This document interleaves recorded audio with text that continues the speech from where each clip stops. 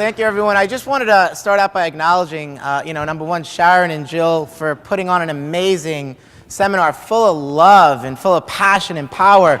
We got some profession to be able to do that. You know, when you think about, and I wanted to acknowledge everybody here for showing up, because that's, without showing up, you can't get to where you want to go in life. And you guys are all here, so you're already on your way.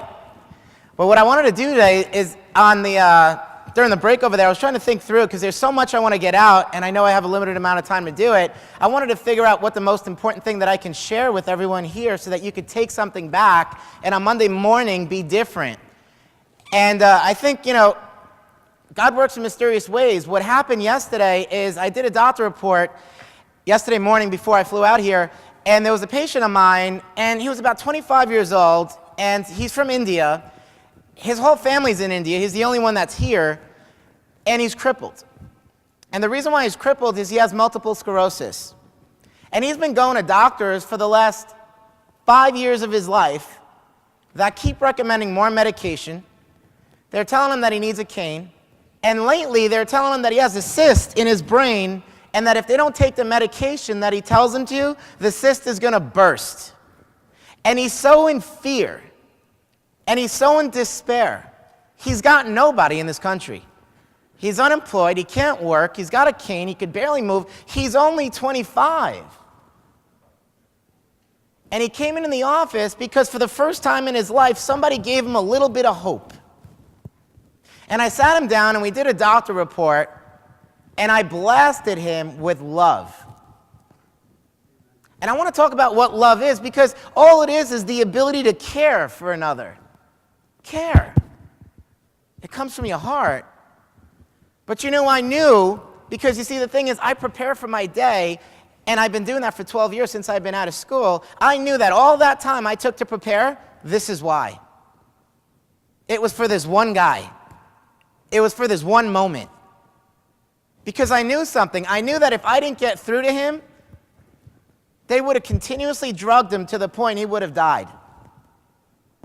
And as he sat there in the room, and I went through the entire doctor report, I came back in and I said, can you see how we're going to be able to help you? We're going to turn on the power that God gave you so that that intelligence in your brain can now again communicate to your body, allowing your immune system that they're telling you is not functional to become functional again. And he said, Dr. Ray, he said, but I have to tell you, he goes, I don't want to take any more of these shots. And he showed me all over his arm he had bruises because they shoot him with drugs every day. And he said, but they're telling me if I don't, I'm going to die. And I looked at him and I said, listen to me. The only reason why they're telling you that is because they don't know what you now know. And you're going to be a testimony for those doctors to get all those other people that they want to give drugs to get them in here. And he said, Dr. Ray, he said, I'm willing to do whatever it takes. He goes, I don't want to lose my balance anymore. He says, I can't walk 5 feet without falling. He says, everybody looks at me like I'm disabled. He says, you're the only one that looks at me and keeps telling me that there is an intelligence within me that you're going to free up, and you see me in my strength and my wellness and my capacity and my abilities, not my weakness. And he goes, Dr. Ray, he goes, I'm going to go and tell everyone. He goes, I got a multiple sclerosis group, one of the biggest ones in Long Island. He says, I'm going there Monday, and I need cards. And I need to give them out because they need to hear this message. And he had a tear in his eye. And I thought about all I'd done all these years. Why do I go to training? Why do I have a coach who can guide me on how to communicate better? Why do I skill myself? Why do I learn how to do a proper consultation and a doctor report? And I figured it out, is that we're in a profession of adjustments. But you see, the first thing that you have to adjust before you get to adjust their spine is you got to adjust their heart and you got to adjust their head. Because they won't let you adjust their spine until you do the other two. And the way that you adjust their heart is by showing them you care. Just love them. And you know what gets in the way of that every time? Me. Sometimes we try to be right, and in the aspect of trying to be right, we lose the ability to connect and care. I had a patient I did a doctor report on last Thursday, and as I was speaking to this patient, right in the middle of the doctor report, I was talking about how amazing the power within you is, how amazing it is because it can make its own chemotherapy. It has the ability to kill off cancer cells. In fact, it does so every single day. 10,000 cancer cells on average in a healthy functioning body are being killed every single day. They never get to that point where it develops into a full-blown cancer. And I started talking about how amazing God's power is within the human body, this intelligence that you've been born with that comes from nature, how amazing it is. And the patient raised their hand and they said, "What chemicals are you talking about?" And I said, tumor necrosis factor, interferons, interleukins. And I said, there's a lot more that are being developed today, and they're discovering them today. And I said, the way that they know how to make drugs synthetically is oftentimes they duplicate what the body is doing naturally. Yet we put more power, we put more faith in some guy in a laboratory with 30 years of experience than in the power that emanates this living universe. So she said, so you mean to tell me that your body can fight off cancer cells? I said, yes. And she said, not every type of cancer. And I said, okay. I said, well, from what I've seen, the patients who come in with cancer get better. And I can speak that with conviction because I see it every day. And she said, well, not this type of leukemia. And she named whatever the name was. And I said, actually, I had a patient with that who did get better with that. And she said, well, you can't help everyone with that. Now, see, I could have continued this badgery, if you will, back and forth, trying to prove a point. You know what I mean? I was going to be right. But you know what I realized? I would have been right, and she would have been right out the door. Because people don't care how right you are. What they care is how much you care. So I had a decision to make in that moment. Because I could keep going and be right and then lose this patient, and her life is on the line. So I looked at her and I said, I don't know exactly what your son had or what leukemia had, and I can't take care of him because that's no longer happening. All I can tell you is this, and I went to a general truth. You're always better with pressure off your nerves than you are on. I said, isn't that right? She said, isn't that right, guys? She said, I can agree with that. And I said, all right, let's move on. And we continued the doctor report, and we broke out, and we went over the results. And in the room, she said, Dr. A, she said, I don't know if you can help people with cancer again. She said, but I have, and she started naming a laundry list of different conditions. She said, do you think you can help with that? And I looked at her and I said, you're always going to be better with pressure off your nerves than you are on. And she said, okay, Dr. A, I'm ready to start. You see, but the thing is, there are triggers that you have. There are things that'll get you in your head. There are things that you're going to hear as you go out there Monday and Tuesday and during the week that are going to throw you off. They're going to push your buttons a little bit. Somebody's going to tell you you're not a real doctor. Somebody's going to tell you chiropractic doesn't work. Someone's going to tell you chiropractic is only for back and neck pain. Somebody's going to tell you that if my insurance doesn't cover, I don't want to do it. Somebody's going to tell you my spouse doesn't need to come. I'm going to leave my family home. They don't need to be here. They got no problem. Why should they be here? And you're going to hear a lot of things, and there's going to be things that are going to be like hot buttons. And your job is to clear those. Because the more of those you clear, the better alignment you have in your heart. And when you touch people, you need to make sure you're not in your head, you're in your heart. And when you do that, I promise you the people will come. You build the right environment and they will come. How do you take care of your head? You know, the best way I know of taking care of my head, the best way I know to get out of my head is to make sure I train so much that everything happens unconsciously instead of trying to think through how to respond. So with my staff, I train objections. I train how to handle every single objection that they can get thrown at them. And then I tell them why I do that. Because unless they're able to do that, then when somebody throws them out of balance, they're in their head. And when you're in your head, where do you pull the patient? Into their head. So you got two people in their head, better said two egos, trying to get along. And I just know everything flows better when it's in the heart. So you see, the thing is you got to adjust your heart, but you also have to adjust your mind. And what that means is you got to quiet down your mind. You got to have forms of meditation.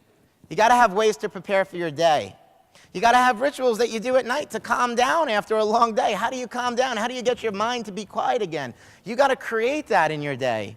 See, every night before I go to sleep for about an hour, I have a ritual that I do. I listen to a certain meditation CD. I go into gratitude, and I start listening to whatever it is that calms me down and gets me centered. And when I wake up, I know how I wake up is how I went to sleep. So when I get up, I'm starting again like that.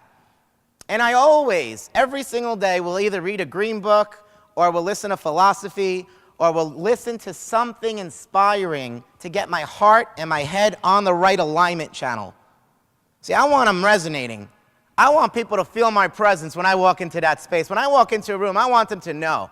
People say, Dr. Ray, you know, I said exactly what you said. How come the person didn't come in? And I'll tell you, it's not what you say, it's how you say it. It's the heart. It's how clear you are when you deliver it. Because when you're speaking and you got 18 things on your mind, you're delivering all 18 things to that same sentence, and it doesn't work. And we get in this habit where we think the best thing that we could do for somebody is an adjustment. And I agree, it is. But that's the smallest level of thinking we can have. If all we do is get them to come in for an adjustment, that's the smallest level of thinking you can have. See, the higher level of thinking is, you know what, they need to turn around and go out in the world and get everybody they know to come into the office. They need to get their family. They need to go set up talks. They need to go out there to a church or a company and set up a place for me to speak. They also need to be accountable for what they do outside the office. Whatever it is you got them to do, whatever lifestyle decisions you want them to do, they need to be accountable for that. And they also have an accountability to get involved in not only building the practice, but sharing the message. Here's what you need to know. The greatest gift in life is giving. How many of you agree with that? The greatest gift in life is giving. Yeah? Raise your hand if you agree with that. So how come we're not training our patients to think that way? Is it only good for us? It's not good for them? Because as far as I can tell, the best way to heal is to become resonant with the vibration of giving and not getting, which is the vibration of your spirit or your innate intelligence instead of the vibration of your ego or your head, which is all about getting and giving. Gimme, gimme, gimme, gimme, instead of getting. So I know that the best patients, the ones that stick around the longest, the ones that stay for life, are the ones that give the most. You could track that in your practice and see that. You can actually track when they're about to fall out. You can tell a person's going to fall out because they haven't referred anymore. Now they're in their head. They lost their passion. They lost their heart. See, they don't get to go to seminars like this, right? But that's why we hold them accountable to coming to workshops. Because the workshops are their seminar. And you know, I call them all sorts of names. I call them, you know, the next one I got is Forever Fit. I got one called, you know, How to Create Better Life with Your Thoughts. I make all sorts of names for these workshops, but every single workshop is the same. It's the principle. That's all it ever is. There's one power, one source, one thing called life that is right here in your brain, and as it flows into your body, allows you to have better life. And with better life comes better joy, comes better love. Nobody comes out of an adjustment crying. They come out in joy. They come out laughing. They come out smiling. I always kid around with my new patients. I say, you know, when you first come to our office, you see everybody happy. You're probably thinking, what kind of drugs are these guys on? But that's the natural design of allowing your body to express its full potential of life. We turn on life. We're the only profession that operates that way. And the best part about it is that the more love you give, the more love you feel, the more alignment you have, the better your life is. Everything in your life will become better as you become a better chiropractor, as you become a better CA, as you become a better wife. Everything in your life gets better by your ability to get into this thing called an alignment. We give adjustments, not only with our hands, with our heart, with our mouth. I think that's what BJ meant when he said that adjustment with that something extra. BJ said this, he said, when love and skill come together, expect a masterpiece. When love and skill come together, expect a masterpiece. The other night I was watching a documentary, it was on Vince Lombardi. And what happened is John Madden was talking about how when he first came to see Vince Lombardi, he was sitting in a seminar, and on 8 hours, Vince Lombardi was going over the same exact play, the same skill set. He said 8 hours, this guy talked about the same play. And he said, I left there and I realized I know nothing about football. I'm here to tell you that you need to master your basic skills, your consultations, how you handle objections, the systems, the procedures. You need to find a good coach that does that. If you need to know of one, let me know, and I'll guide you in the right direction. But you need to have the right skill. You need to have the right procedure. You need to have the right systems. And then here's the thing. All the skill in the world without love doesn't work. It just creates sickness and disease. If you watch what happened to Vince Lombardi through that process, you realize he lost everything because his own alignment was way out of balance. He was so busy trying to take care of all the skill that he forgot that the most important thing is to let it flow through. So I'm here to remind you guys that we work with an amazing intelligence, and all you have to do is get yourself aligned with it, and everything in your life will get better. But in order to do that, you have to master your skill, you have to master your alignment, and you got to begin to realize that everyone in your space, including your front desk, including the back office person, including the person who picks up the phone, they're all part of the adjustment. They're all part of the adjustment.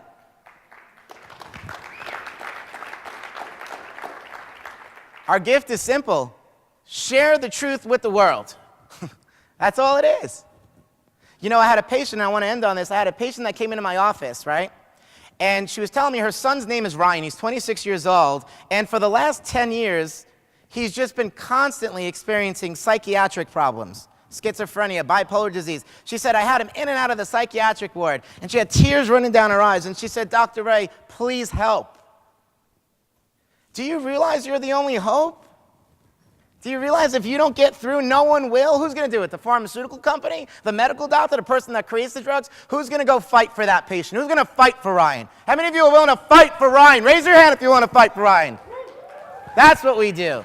That's what we do, and that's the gift we get to do every single day. There are Ryans out there. There are people out there that need your help. You got to become sharp. You got to come to these seminars. You got to get your heart open. You got to get your head right. You got to get your hands really good. And you got to love, and they got to exude out of you so that your presence is felt, so that when somebody comes in and their son's name is Ryan, you know what to do. Because all I did was look at her in the eyes and say, we're not stopping until we get him out of there. We're not stopping until we get him out of there. She gave me a big hug, tears rolling down her eyes. That's what we do. It's the greatest gift in the world. Thank you for letting me share, guys. Thank you.